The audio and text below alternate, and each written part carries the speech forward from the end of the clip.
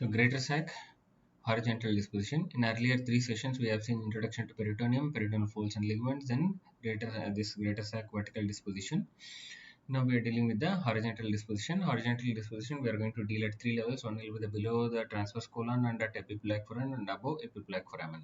So below the transverse colon, you can see the parietal peritoneum of the infraumbilical part of the abdominal wall when traced to the right, lines the quadratus lumborum, covers the front and sides of the ascending colon and cecum and forms the right paracollicator, then passes in front of right psoas major, right ureter, second and third parts of the duodenum.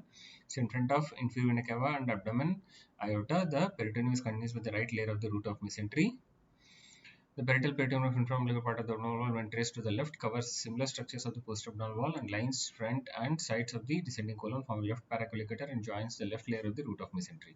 So mesentery encloses coils of jejunum and ileum. In front of coils of small intestine, greater omentum extends like a apron to variable extent. You can see here. So this is the mesentery. So this will be the right layer, as this is the inferior vena cava, this is the right side. You can see the right layer of the root of mesentery covering the post-abdominal wall structures. Then ascending colon forming the right paracollicator here, the left layer of the mesentery forming the left paracollicator lining the post-abdominal structures on the left side and forming the left paracollicator and reflecting onto the abdominal wall on both sides and continuing covering the lateral aspect as well as anterior aspect of the abdominal wall. And here also you can see the 5 folds which I told earlier, the median, medial and lateral umbilical folds, and you can clearly see the greater omentum coming in front of this paracollicators covering the coils of small intestine. So then above the transverse colon, that is opposite the epiphyleal foramen. So from the midline of supraumbilical part of the anterabdominal wall, the parietal peritoneum is reflected to the liver as falciform ligament, as we have seen in the vertical disposition also, which covers the anterior, inferior and part of the right lateral surface of the liver. The right layer of the falciform ligament when traced from parietal attachment covers the anterolateral abdominal wall. Then anterior surface of the right kidney, right suprarenal gland, and is continuous with the peritoneum in front of inferior vena cava, which forms the posterior boundary of epiphyleal foramen. The left layer of the falciform ligament when traced to the left from parietal attachment lines the anterolateral abdominal wall, anterior surface of left kidney, then reflected to the posterior lip of hilum of spleen as the posterior layer of lienorenal ligament, then invests the spleen, and from anterior lip of the hilum of the spleen, peritoneum is reflected to the fundus of stomach as the anterior layer of gastrosplenic ligament. This you will appreciate when I'll explain it in the diagram while tracing the peritoneum. So then covers the anterior superior surface of stomach and on reaching lesser curvature continues as the anterior layer of lesser omentum. At the right free margin of the lesser omentum continues with the posterior layer of the lesser omentum. The right margin of the lesser omentum consists of the portal vein, bile duct and hepatic artery and forms the anterior boundary of epiphyleal foramen. You can see here. Let us start here. This is the falciform ligament. So you can see this is the right layer of the falciform ligament covering the anterior aspect, lateral aspect and posterolateral aspect of the abdominal wall, then covering the anterior surface of the right kidney, then in front of inferior vena cava it is forming the posterior boundary of epiphyleal foramen, then it continuously covering the abdominal aorta and forming the you can see here it is covering the stomach bed structures. Then you can see here it is continuing to the posterior lip of the hilum of the spleen as the anterior layer of the lienorenal ligament. Then from the hilum of the spleen it is going to the stomach as the uh, posterior layer of the gastrosplenic ligament, then covering the posterior inferior aspect of the stomach, then reaches the lesser curvature. So you can see it is continuing as a posterior layer of lesser omentum, and around the right free margin it continues with the anterior layer of the lesser omentum. Here you can see there's three important structures. This will be the portal vein, this will be the hepatic artery, and this will be the bile duct.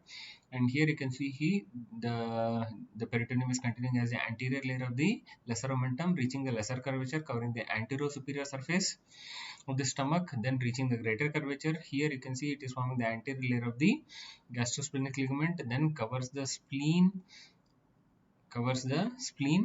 then reaches the hilum of the spleen, then continues as the posterior layer of the lienorenal ligament towards the anterior surface of the left kidney, then covers the left kidney, then reaches the abdominal wall, then continues along the abdominal wall on the left side and continues with the left layer of the falciform ligament.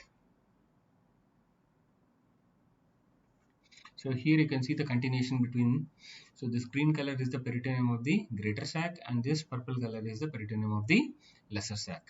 So in front of inferior vena cava, you can see the continuation between the peritoneum of greater sac and lesser sac at the epiphyleal foramen.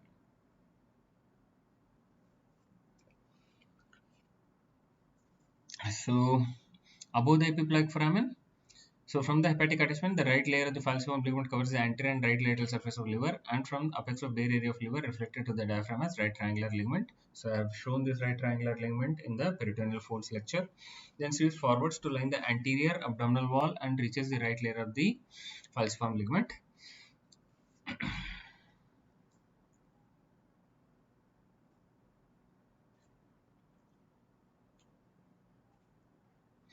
From the hepatic attachment, the left layer of the falciform ligament covers the anterior, inferior, and posterior surface of left lobe of liver, lines left lip and left wall of the fissure for ligamentum venosum, and is reflected from floor of the fissure for ligamentum venosum as the anterior layer of the lesser omentum. So then covers the anterior superior surface of stomach and is reflected to spleen as anterior layer of gastrosplenic ligament, as I have explained in earlier in the diagram. Then covers the spleen and is reflected to anterior surface of left kidney and the posterior layer of the posterior layer of the lienorenal ligament. Then lines the anterolateral abdominal wall and continues with the left layer of the falciform ligament at the parietal attachment. Thus, the falciform ligament forms an incomplete partition which intervenes between the right and left suprahepatic vista of the greater sac. You can see here. So if we trace, this is the complete tracing on the right side. You can see this part as the right triangular ligament. Here you can see this is the tracing of the peritoneum from the left layer of the falciform ligament. This is above the epiploic foramen. So if you trace it, it is covering the liver. So this is the fissure for ligamentum venosum. So in the floor of the fissure for ligamentum venosum, if you see this left layer of the falciform ligament after covering the liver, left lobe of liver, you can see it is continuing with the anterior layer of the lesser omentum. Then it is covering the anterior superior surface of stomach. Then continuing as the anterior layer of the gastrosplenic ligament, covering the spleen. Then continuing as the posterior layer of the lienorenal ligament, covering the kidney. Then reflecting onto the abdominal wall, and again continuing back to the left layer of the falciform ligament. You can see this is the complete lesser sac. So between epiploic foramen and root of transverse mesocolon, the lesser sac is closed on all sides. In front, it will be the stomach. Behind, peritoneum lining pancreas. That is especially the neck, body, and tail. And right side, peritoneal reflection from neck of pancreas to the proximal half of the first part of the duodenum along the left side of the groove for gastroduodenal artery, and on the left side it is the inner layer of the gastrosplenic and lienorenal ligament. So we are describing about this part.